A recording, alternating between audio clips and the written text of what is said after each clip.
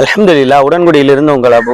அதாவது நம்ம கிட்ட வேலை செய்யக்கூடிய தொழிலாளி அவன் தனியா தொழில் தொடங்குறான் அப்படின்னு சொன்னால் நாம அவனுக்கு ஆதரவு கொடுக்கணும். அப்படி இல்லைன்னா அவன் தொழில் தொடங்க விடாம அவனை தடுக்காமையாச்சும் இருக்கணும். அதாவது அவன் எப்படி தொழில் தொடங்கலாம், அவன்லாம் எப்படி தொழில் செய்யலாம், என்கிட்ட இருந்தவனாச்சே, எனக்கே வேலை செஞ்சவனாச்சே அப்படி நம்ம ஒரு காலம் என்ன செய்யக்கூடாது, நினைக்க கூடாது. ஐயோ நம்மளை விட்டுட்டு அவன் நம்ம தொழிலே ஆரம்பிக்கிறானே அப்படின்னு பதறவும் தேவையில்லை. அப்படி பதறீங்க அப்படின்னு சொன்னால் உங்களுக்கு இறைவன் மீது நம்பிக்கை இல்லை, உங்களுடைய உழைப்பின் மீதும் முயற்சியின் மீதும் நம்பிக்கை இல்லைன்னு அர்த்தம். ஏன்னா இது நாள் வரைக்கும் உங்களுக்கு கிடைச்ச பொருளாதாரமும் உங்களுக்கான வளர்ச்சியும் உங்ககிட்ட இருந்த அந்த தொழிலாளியால உங்களுக்கு என்ன செய்யல, முழுமையா கிடைக்கல. அவனுக்கான உழைப்பை செஞ்சான், நீங்க உங்களுக்கான உழைப்பை செஞ்சீங்க.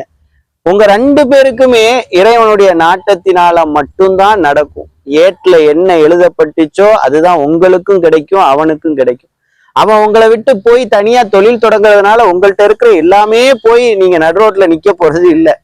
நிறைய பேர் இப்படிதான் என்ன பண்றீங்கன்னா, தங்கள்கிட்ட இருந்த தொழிலாளி தனியா தொழில் தொடங்குறான் அப்படின்னு சொன்னால் அவன் தொழில் தொடங்குறான் அப்படின்னா நீங்க என்ன நினைக்கிறீங்கன்னா, எல்லாமே நம்மளை விட்டு போயிருச்சுன்னு நினைக்கிறீங்க, அவனை வெறுத்தர்றீங்க, அவனை தூரமாக்குறீங்க, அவன் கண்டிப்பாக அவனோட தொழில்ல வளர்ச்சி இருக்க கூடாதுன்னு நினைக்கிறீங்க. இது மிகப்பெரிய பிழைங்க. இப்படி இருக்கவே கூடாது. பெரும்பான்மையா நாம எப்படி இருக்கிறோம்னா, நம்மளை சுத்தி இருக்கிற எல்லாரும் நல்லா இருக்கணும்னு எல்லாருமே நினைக்கிறோம். ஆனா நம்மளை விட நல்லா இருந்துடக்கூடாதுன்னு நினைக்கிறோம். அதுதான் அங்க பிழை. அப்போ இறைவன் நமக்கானது என்ன எழுதியிருக்கானோ அது என்ன செய்யும், கண்டிப்பா என்ன செய்யும், கிடைக்கும். நம்ம முயற்சியும் நம்முடைய உழைப்பும் நம்முடைய நேர்மையும் நமக்கு என்ன செய்யும், பெருங்கொண்ட வளர்ச்சியை பெற்றுத்தரும். நீங்க இறைவன் மீது முதன்மையா நம்பிக்கை வைங்க, அப்புறம் உங்க உழைப்பின் முயற்சியின் மீது நம்பிக்கை வைங்க.